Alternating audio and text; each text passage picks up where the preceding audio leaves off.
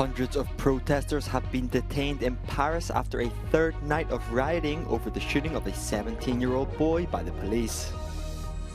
Zelensky welcomes activist Greta Thunberg and former US President Mike Pence in Kyiv. Funerals begin in Kramatorsk, and Vatican peace envoy holds mass in Moscow. A new report finds transport, domestic activities and agriculture are the main contributors to air pollution-related deaths in European cities. European countries struggle to reach an agreement on how to tackle illegal immigration on opening day of EU summit. Albania sees a big surge in tourism as visitors choose its low-cost accommodation and stunning beaches.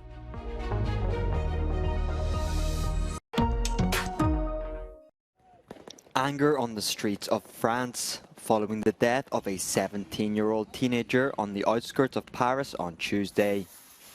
Interior Minister Gérald Darmanin said more than 667 people were arrested following the third night of riots.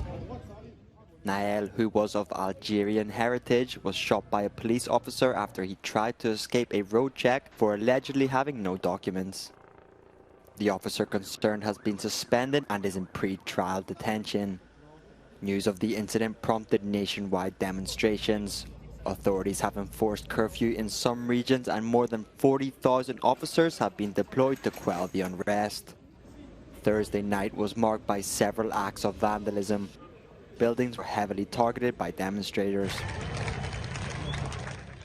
In Nanterre, the epicenter of the revolt, fireworks and grenades were set off in the neighborhood where Nael lived, under the surveillance of intervention brigades. Demonstrations have even spread to neighboring Belgium.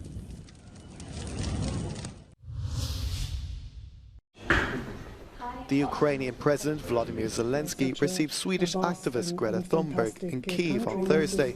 They discussed the consequences of the destruction of the Kakhovka Dam. The Ukrainian leader also had a surprise visit from Mike Pence, the former Vice President of the United States and now a candidate in the 2024 elections for the White House. It comes as Russia began fresh attacks on Kherson on Thursday. 2 people were killed and 2 others wounded.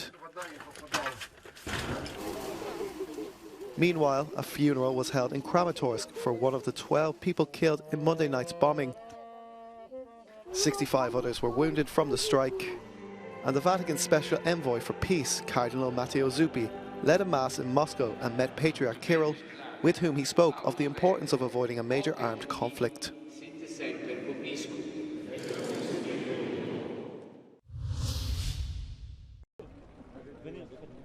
France and Germany have different visions on how to defend European skies against the Russian threat. Berlin's proposing a common shield, the European Sky Shield Initiative, which it has already convinced 16 other European countries to join. The aim is to buy American, Israeli and German systems. Patriot and Arrow 3 batteries from the US and Israel, and Germany's Iris-T. Les Allemands se sont dit qu'il fallait agir vite, notamment parce que la menace russe est une menace grandissante et qu'il ne fallait pas tergiverser trop longtemps et attendre d'avoir un accord parfait en européen aurait pu donner l'impression que l'Allemagne et que l'Europe étaient inactives. On the French side, the aim is rather to extend a defensive system that's been developed over the years with Italy, 100% made in Europe, to avoid creating the problems of tomorrow, according to President Macron. Si on est extrêmement dépendant d'équipements fabriqués hors de l'Union européenne, ça peut poser des problèmes en termes de liberté d'action. Donc là, l'enjeu, il est majeur et il faut, je dirais, trouver, je pense, une sorte d'équilibre entre le court terme, qui est un peu l'approche allemande, et puis le long terme, qui est plutôt l'approche française. But does the divided approach have a strategic impact on the safety of Europe's homes and skies? It's not necessary that all NATO countries deploy the same systems, basically. What is rather necessary is that these systems are interoperable and integrated within one architecture.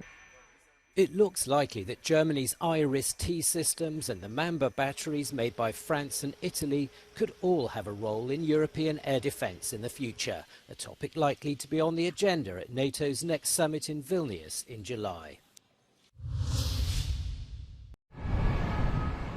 Transport, domestic activity and agriculture are largely responsible for deaths caused by air pollution. That's according to a new study by the Barcelona-based Institute for Global Health.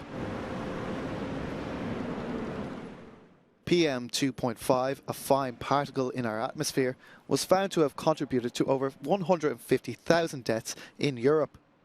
22% of those deaths were in residential settings. With regard to nitrogen dioxide, generated mainly by the use of fossil fuels, transport is largely responsible for almost 50% of deaths, followed by industry and the energy sector. The most polluting domestic activities are linked to heating and the use of cookers. Industrial activity is also a major air polluter, especially in the Portuguese capital. Lisbon also suffers from major aviation pollution alongside Amsterdam in the Netherlands. There were over 10,000 air pollution-related deaths across Europe in 2022. Both cities also burden the biggest congestion of ship traffic, be it cargo ships in Amsterdam or cruises in Lisbon.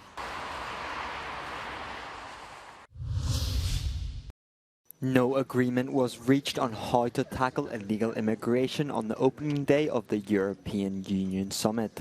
Although leaders of member states held a debate on how to stop the flow and how to share the burden of hosting refugees.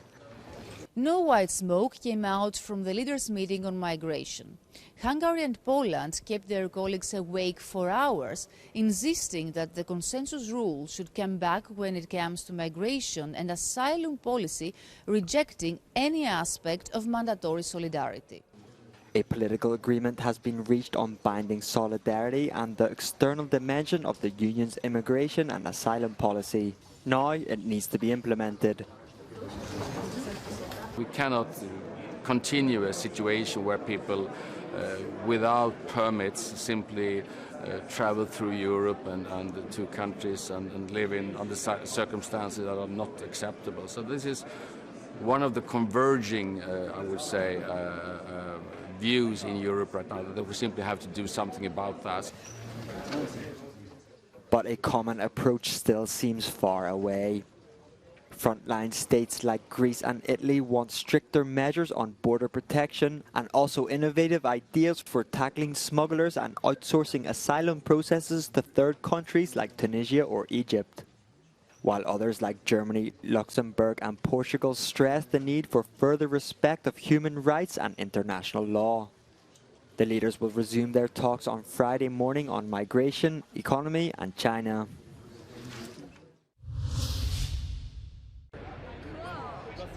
Artificial intelligence is not an existential threat to humanity. That's according to Microsoft President Brad Smith, who told Euronews in an interview on Thursday that despite it not posing a risk, guardrails controlled by people still need to be put in place. We need safety brakes that will ensure that AI remains under human control. We can do that, and this is the right time to come together and figure out how to do it. We should have it at multiple layers so that we're always keeping this technology under control. I think if we do that well, we'll recognize that this is not an existential risk. EU institutions are currently in the process of negotiating the final text on the bloc's AI Act, which aims to be the first ever law regulating artificial intelligence. Brad Smith says Microsoft has so far been impressed and encouraged by its content, but he's now calling for greater international cooperation when it comes to regulating the technology. It is realistic and, in fact, necessary to pursue a pretty broad level of international coordination on the regulation of AI. I often think about AI and compare it to something like a commercial aircraft. We need a world where we can get on the same plane, fly across the border, and get off it. It's not like the plane can change in midair. And so governments came together early on, in fact, in 1944, to create an international organization to regulate in part the safety standards for airplanes. AI is going to be similar. We need governments to come together. Brussels wants to have its law on artificial intelligence wrapped up by the end of the year, as it looks to be the world leader in AI governance.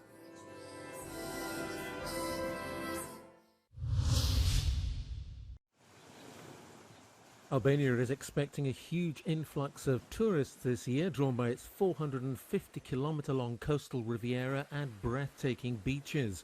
The trend has been evident since early spring, and tour operators expect visitors to arrive in increasing numbers. Po gjykojmë duke filluar sezoni prej muajit prill, ndryshe nga çdo vit tjetër, me promesa të tjera si në numra por ashtu edhe në tipologjinë e klienteles, unë mendoj se si vjet mund të kapim ndoshta edhe 200% në krahasim me vitin e kaluar.